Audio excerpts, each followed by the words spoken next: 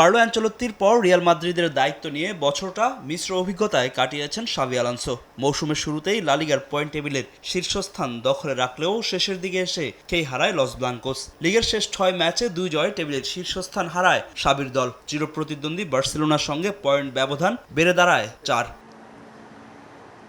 তবে শেষ 2 ম্যাচে জয়ে কিছুটা স্বস্তি ফিরেছে মাদ্রিদের ড্রেসিং রুমে। চাকরি হারানোর যে ভয় ছিল শাভির, তাও অনেকটা কেটে গেছে। অনেকটা নির্ভর হয়ে বছরের শেষ ম্যাচে সেভিয়ার বিপক্ষে মাঠে নামবে রিয়াল। আর জয় দিয়ে বছরটা শেষ করতে চাইবে এমবাপে, ভিনি, রদ্রিগোরা।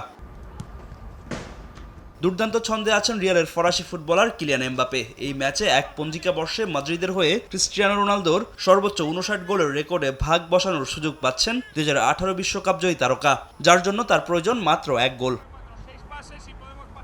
সেভিয়ার বিপক্ষে শুরু একাদশেই থাকবেন এমবাপে, ভিনিসিউস, রদ্রিগো, আর্দা গুলার, চুয়ামিনি, জুড বেলিংহামরা। মাদ্রিদের ডিফেন্স সামলাবেন Raul Asencio, Antonio Rudiger, Dean Huijsen ও আলভারো কারেরাস।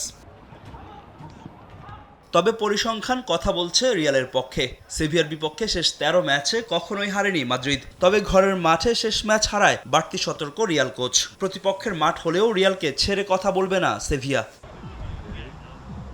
এদিকে ইপিএলে মাঠে নামবে আর্সেনাল, গানারদের প্রতিপক্ষ এভারটন। ইপিএলের চলতি মৌসুমে দুর্দান্ত শুরু করলেও চেলসির বিপক্ষে ড্রয়ের পর অ্যাস্টন ভিলার বিপক্ষে হেরে কিছুটা ব্যাকফুটে গানার্স। যদিও নিজেদের শেষ ম্যাচে ওলভসের বিপক্ষে জিতে আত্মবিশ্বাস ফিরে পেয়েছে মিকেল আর্তেতার শিষ্যরা।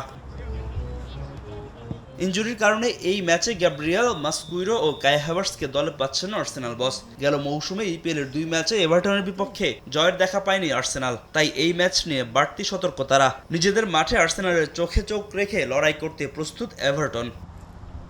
ফাহিম ইসলাম, সময় সংবাদ।